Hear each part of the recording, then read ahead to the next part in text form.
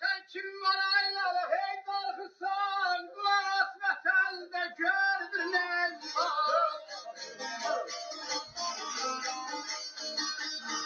Solan gezliler şanatınlar Bin bir çemenler Bir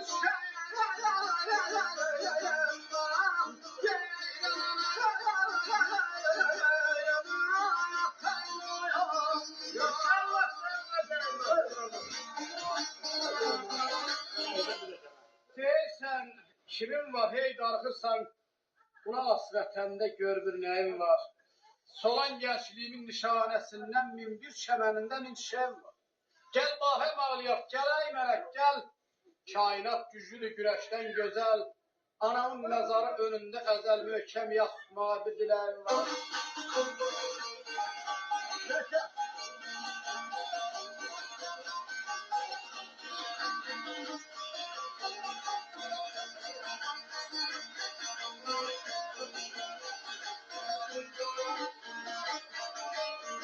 Amela yapın filmden ayağına dayanım işte tekahim eyleyen ülken elden.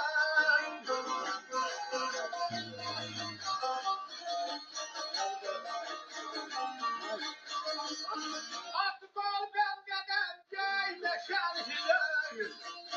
Kebaplı dağlar bir dilen.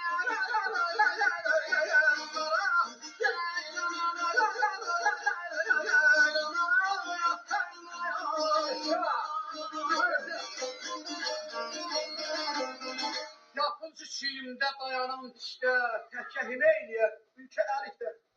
Atı qoldan dedəm göy meşəlikdə kebab qızartmağa bildilər. Var. Çox sağ olasın. Yetişən oğludun qarlı buzuna, qatıq qazanının turş yarpızına, Qarabağ elinin təhlə qızına, xurcun toxtumağa bildilər var.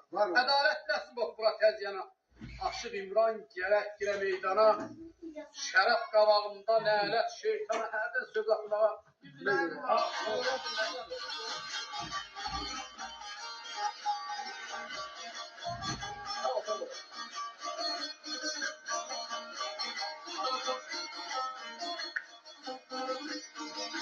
Habere kimsesiz vatan sayma sefer, şahlar yazlar sayma sefer. Ölseye derler de bayma sefer, vatanda yakmana bir